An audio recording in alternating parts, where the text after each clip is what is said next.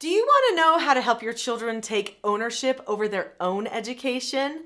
Well, there are a lot of people that do. I'm Nicholeen Peck, and I teach parenting, good communication, and family relationship development all over the world through the lens of self-government. I also homeschooled my children, and they had to take a lot of ownership for their own education. Now, whether you homeschool or not, the things that I'm sharing in this video will be applicable to you and your child.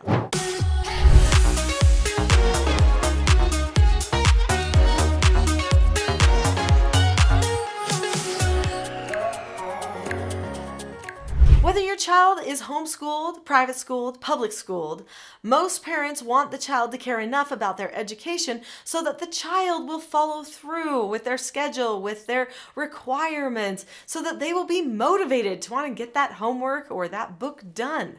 Well, what can we do? In this video, I'm going to be talking about skills we can teach our children so that they can take ownership over their own education, and how we can make this an enjoyable process instead of a nagging, tooth-pulling type of a process.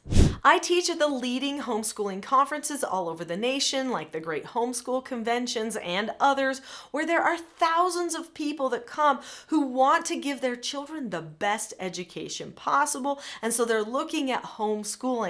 And they come to me and say, Nicholeen, is it really possible that my child can care about education, that they can love education? You say it's possible, but my child hates it. I have to fight tooth and nail to get them to learn anything. I'm doing this homeschool thing as one last ditch effort to see if I can make it so they can graduate. And I say, yes.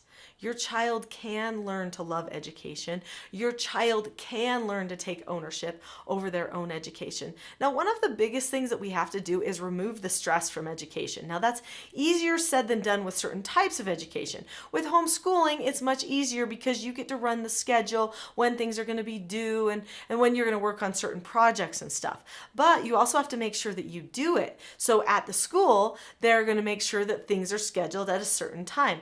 Now, one thing that you can do is you can constantly be looking ahead with the child. Now, what you want to do is you want to be involved in the scheduling and be involved in taking responsibility for the education at first, and then you slowly wean them into doing it themselves. It is possible if you teach them certain skills that they need for success. So what are those skills? There are certain skills that I teach in my parenting program, the Teaching Self-Government, or TSG parenting course. We call them the 4 basic skills. These children's books each teach one of the 4 basic skills to children. Now, if your children are younger, like under age 12, these books are ideal for teaching the 4 basic skills to children. If they're older, though, you can just teach them the 4 basic skills by getting my book, Parenting a House United. You can learn them, or those skills are also taught in the TSG parenting course. But those 4 basic skills make all the difference when it comes to a child taking ownership over their own education. Not only did I homeschool my 4 children, but I actually did therapeutic treatment care for troubled teens for multiple years. These teens were all between the ages of 12 and 18, and the gross majority of the teens that came to my home did not have any idea how to manage their time. They were very poor at their self-government skills or their self-regulation skills. So these 4 basic skills, following instructions, accepting no answers and criticism, accepting consequences, and disagreeing appropriately, are the key 4 skills for learning self-regulation.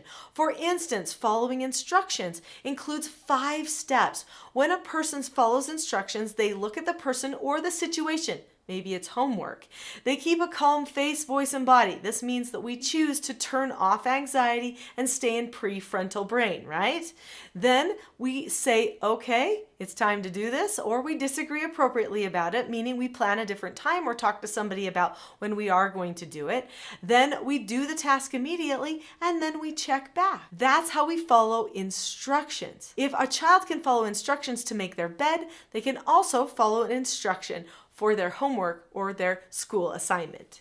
So what about some of these other 4 basic skills? What about accepting no answers? Well, there are 4 steps to accepting a no answer. You look at the person or the situation, you keep a calm face, voice, and body, you say okay or you disagree appropriately, and then you drop the subject. So what are the no answers that can get in the way of our child actually focusing in on their academics? Well, there's all the distractions, the phone, the TV, the computer game, the friend, the food, all of those things that get in the way of a person wanting to do their schooling in the first place.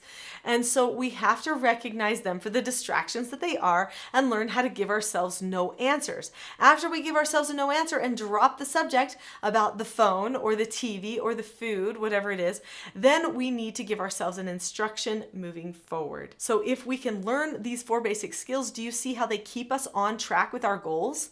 And they make it so that we accomplish things quicker, so that then we can see the positive consequences on the other side of that bit of self-government that will help us want to control our distractions and self-regulate more the next day and the next day. I want to talk to you about the powerful meetings that I have with my children to help them take ownership of their own education. But before I do that, click the subscribe button now. There are a lot of great videos on this channel that all relate to your child learning self-control, self-government, self-mastery, self-regulation, whatever you want to call it. I call it self-government. So click on that subscribe button now so that you don't miss the videos that you're going to need to not only improve self-government, but to improve your relationships. All right, so let's talk about the meetings. Now, in my TSG parenting course, I teach how to have what I call a mentor session. So I'm the mentor, they're the mentee, okay? And they sit down with me, just like this picture shows here.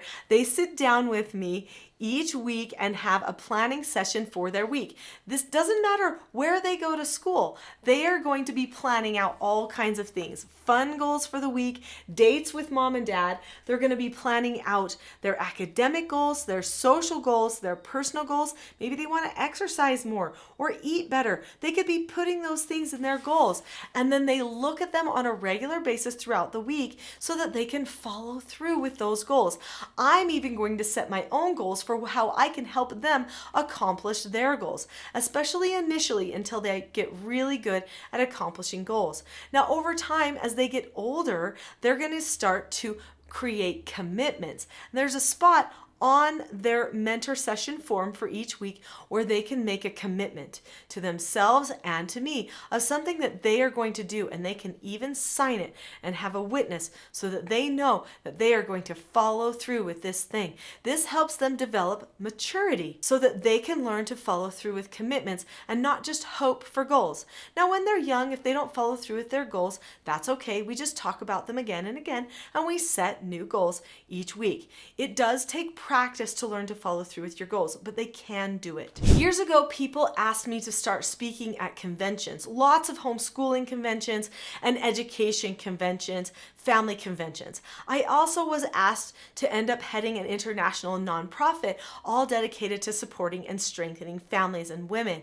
And because of these things, I was called away so that I would have to go places to speak to people on a regular basis.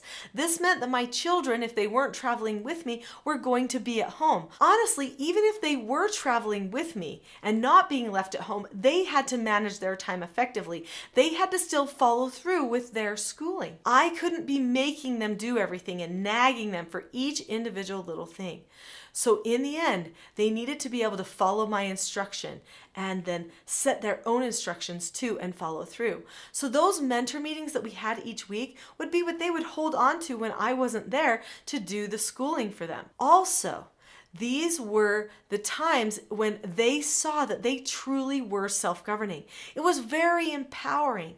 So if you continue to nag your children again and again, then your children never get the opportunity to see themselves succeed or fail.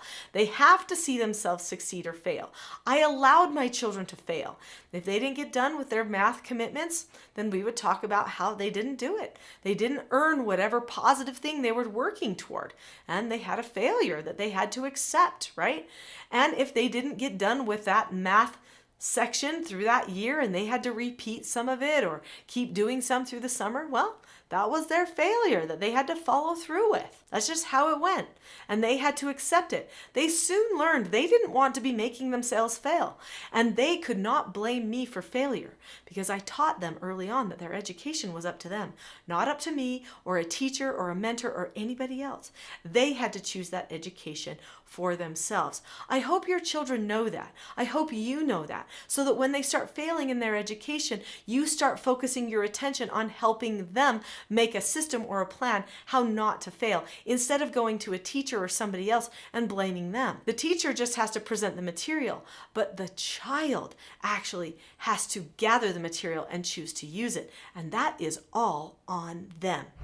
I have a lot more information about education that I could share with you, and a lot more information about self-government that I can share with you. There is actually a video, whether you homeschool or not, that I think would be very beneficial for you. It's called How Nicholeen Peck Homeschools. And in there, I talk about the different ways that a person learns, and I talk about how to structure a homeschool day, but I also talk about how to help the child take more ownership for their own education. So you're going to want to check that out. Also, don't forget, you can always go to teachingselfgovernment.com to find out more information on how a person can learn self-government, and you can learn self-government as a parent too. So go to the next video, How Nicholeen Peck Homeschools, and if you want more parenting help, go to teachingselfgovernment.com. I'll see you there.